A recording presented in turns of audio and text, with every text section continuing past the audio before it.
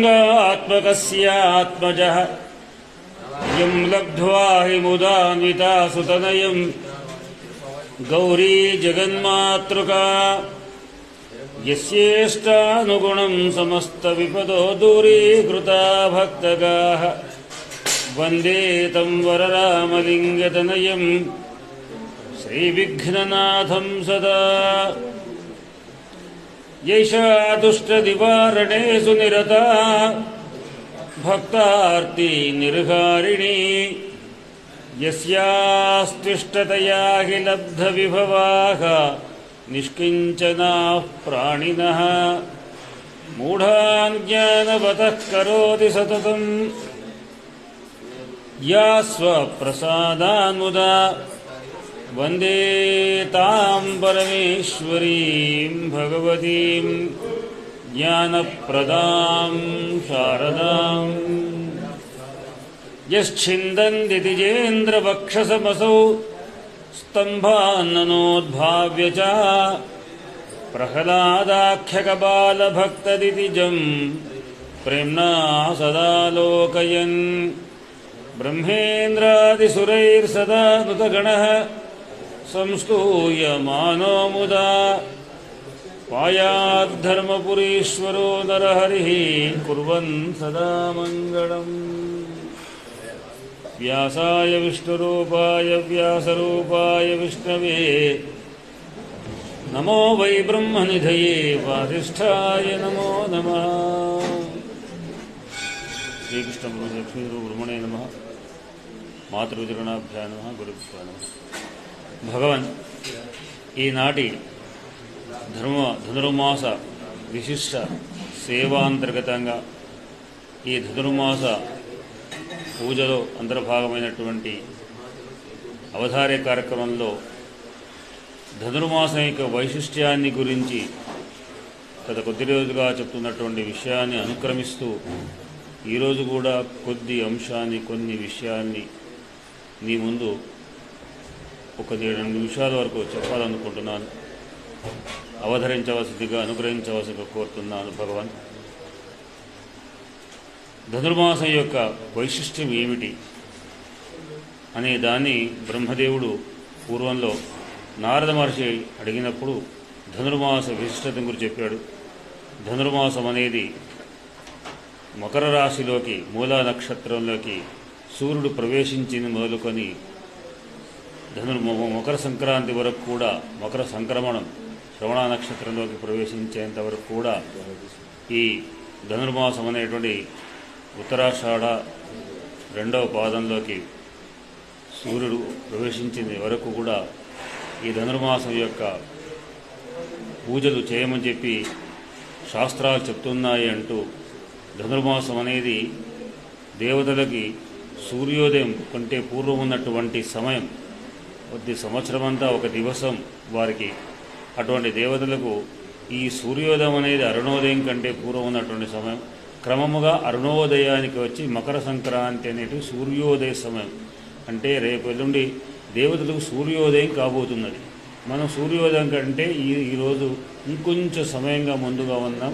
ఇప్పటి వరకు కూడా రేపటి ఎల్లుండి వరకు కూడా ఈ ధనుర్మాసం అనేటువంటిది వారికి చాలా అత్యంతమైన ప్రీతికరమైనటువంటి దివసాలుగా చేస్తూ ఈ సమయంలో పూజలు చేస్తూ చివరగా ధనుర్మాసం ఆ భగవంతుని అనేక విధాలుగా స్తుతిస్తూ చివరగా ధనుర్మాసంలో ఏం చెయ్యాలి అనే విషయాన్ని చెప్తున్నప్పుడు దాంట్లో తులసీ పూజ, గోపూజ అనేటువంటిది చేయమన్నారు. తులసిది చాలా శ్రేష్టమైనటువంటిది. ఆయుర్వేదంలో దాని చాలా ప్రశంస చేయబడింది. అది ఎక్కడైతే తులసి మొక్క ఎక్కడైతే ఉంటుందో ఆ చుట్టుపక్కల కూడా ఏ విధమైనటువంటి దుష్టశక్తులు ఉండవు. అదేవిధంగా ఆ ప్రాంతమంతా కూడా చక్కనైనటువంటి ఆరోగ్యాలతో విలసిల్లుతుంది అనేటువంటిది దేవతలకు నిలయమైనటువంటి తులసి.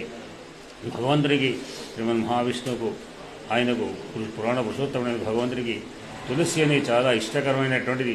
తులసి మాలను ఎవరైతే పూజిస్తారో వాళ్ళు సర్వ సౌభాగ్యాలు కలింపజేస్తాయి.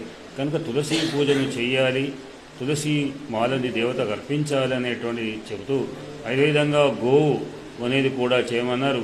గోవు అనేటువంటిది సమస్త దేవతలకు నిలయమైనటువంటిది. గవా మంగేషు తిష్టంది భువనాని చతుర్దశ అని చతుర్దశ భువనాలు సమస్తమైన దేవతలు కూడా గోవులో నిలయమే ఉన్నారు కనుక మనకు ప్రత్యక్షమైనటువంటి దేవతా స్వరూపం గోవు. అటువంటి గోవును అర్చించడము, ఆ విధంగా గోవులకు గ్రాసాన్ని అందించడము, గోవుల్ని దానం చేయడము అనేటువంటి చాలా విశేషమైనటువంటి అంశాలు. కనుక ఈ సమయంలో అటువంటి చేస్తుంటే చాలా మంచి ఫలితాలు వస్తాయి అని అంటూ ఇంకా ఏం చెప్తుందంటే ఇది ఈ సమయంలో భగవంతుడికి అనిపించిందట. ఏమిటంటే కలియుగంలో మానవులందరూ కూడా అనేకమైనటువంటి ఈతి బాధల్ని కలిగినటువంటి వారు. వీళ్ళు నిత్యకృతం ఉన్నటువంటి యుగాల్లో మాదిరిగా భక్తి శ్రద్ధలతో కూడుకున్న వారు కాదు. కానీ అనేకమైనటువంటి ఏ విధమైన చేష్టలు కూడా, ఏ విధమైన యజ్ఞ యాగాలు హవనాలు కూడా చేయడానికి శక్తి సామర్థ్యాలు కారు. మరి వీళ్ళందరినీ రక్షించడం ఎట్లా అనే విధంగా ఆ భగవంతుడు అనుకున్నవాడై ఇటువంటి వాటిల్లో కూడా నిక్షిప్తం చేశాడు. ఏమిటంటే తులసి, గోవులు, అట్లానే పురాణాలు వీటన్నిటి కూడా విన్నారు. కనుక ఈ సమయంలో పురాణ శ్రవణాలు, భక్తిని కలిగింపజేసేది పురాణ శ్రవణం. ఎందుకంటే మనకు ఉన్నటువంటి అనేకమైనటువంటి ఈ ఐహికమైనటువంటి విషయ భోగలాలసులైనటువంటి వారికి భగవంతుడి యొక్క భక్తి గురించి తెలియదు. కనుక భక్తిని తెలిపేటువంటిది పురాణాలు. పురాణాన్ని వినడం ద్వారా భక్తి తత్పరుడైనటువంటి వాడై మోక్షానికి ప్రధానమైన మార్గము భక్తి. ఇన్ని రకాలైనటువంటి యజ్ఞయాగాలు, క్రతువులు, దానాలు ఎన్ని చేసినప్పటికీ కూడా వాటిలో భక్తి లేకపోతే అవన్నీ కూడా పెద్దగా ప్రయోజనకరమైనవి కావు. అంతర్లీనంగా భక్తితోని శ్రద్ధతోని ఏమి చేసినా తద్వారానే కలుగుతాయి. కనుక భక్తిని కలిగింపజేయాలంటే కనుక కావాల్సింది ఏమిటి? పురాణ శ్రవణాలు, ప్రవచనాలు కావాలి. కనుక పురాణంగా చెప్పబడుతుంటుంది. కనుక అటువంటి పురాణాలని వినడం ద్వారా సకృత్ పురాణ శ్రవణాత్ తత్ఫలం విందతే నరః. అటువంటి సర్వయజ్ఞాలు, ఫలం సర్వయజ్ఞేషు, సమస్త యజ్ఞాలు యాగాదులు చేస్తే ఎటువంటి ఫలితం వస్తుందో అటువంటి ఫలం కేవలం పురాణ శ్రవణం ద్వారా. అంటే ఏమిటంటే నవవేద భక్తుల్లో శ్రవణం అనేది ప్రధానం అన్నారు. శ్రవణం అంటే వినడమే ప్రధానం. దాని ద్వారా ఏమిటి? భగవంతుని నామం విన్నా పలికినా మనకు అనేకమైన పాపాలు పోతుంటాయి. మనకు అజామీళోకాఖ్యానం అనే కథ చెప్పబడుతుంది. అంత్యకాలమును కేవలం నారాయణ అనేటువంటి తన కుమారుని పిలిచినా కానీ వాడికి ఉన్న సమస్త పాపాలన్నీ పోయి వాడు భగవంతుడి యొక్క భగవంతుడి దేవతల చేత ఆరాధించబడినటువంటి వాడైనాడు. కనుక పేరు పలికిన అందుకొరకే మంచి పేర్లు పెట్టుకోమంటారు. ఏవో పనిలేని పేరు పెట్టడం కాదు. ఈ పేరు పెట్టడం మంచి పేరు అంటే నారాయణ పేరుతో వాడు ఉద్ధరించబడ్డాడు.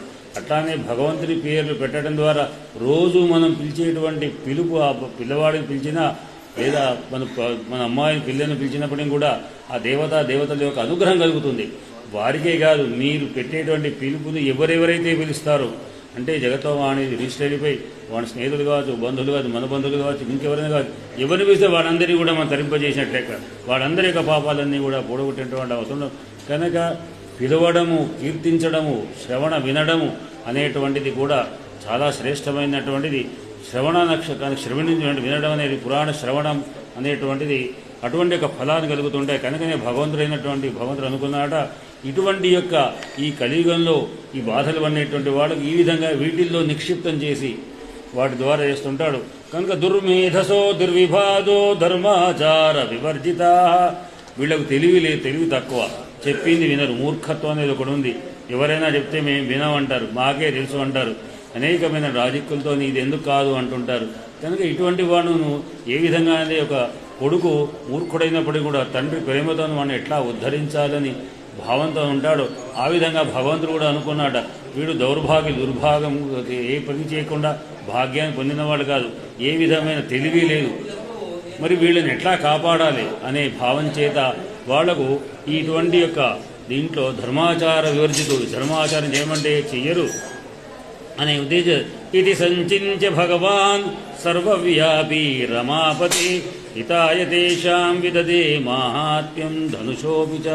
కనుక ఆయన సర్వవ్యాపుడు అంటే ఈ రూపంలోనే ఉంటాడని కాదు, సమస్తమైనటువంటి రూపాలు. విష్ణు అంటే వ్యాప్నోతి ఇది విష్ణు అని సర్వత్రా వ్యాపించినటువంటి భగవంతుడు పురాణాల్లో తాను నిక్షిప్తమై ఉండి ఈ పురాణాలు ఎవరైతే వింటారో వాళ్లకు సత్ఫలితాన్ని ఇవ్వాలనేటువంటి భావం కలిగినటువంటి వాడి హితాన్ని కొరకై ఆ భగవంతుడు ఈ ధనుర్మాసం యొక్క పురాణంలో కూడా ఉన్నటువంటి వాడైనాడు. కనుక ఎవరైతే ఈ పురాణాన్ని వింటారో పిబన్నీవామృతం యత్నాలు, అమృతాన్ని తాగినటువంటి ఒక ఫలితం వస్తుందో ఆ విధంగా పురాణాలు వినడం ద్వారా. అట్లానే ఏకాదశి రోజు ముఖ్యంగా అంటే మనం నెల రోజులు వినలేకపోతే కనీసం ఒక్కరోజైనా లేదా ఒకరోజు ఏకాదశి అయినా కూడా ఆ రోజు ఉంటే వాడికి జరా మరణాలు అనేటువంటి వాటిని కలిగేటువంటి బాధల్ని నివృత్తి చేసినటువంటి వాడు అజరామరమైనటువంటిదై వాళ్ళు మోక్షాన్ని పొందుతుంటారు అని ప్రకారంగా ఆ భగవంతుడు బ్రహ్మదేవుడు నారద మహర్షికి విధంగా చెప్పాడు.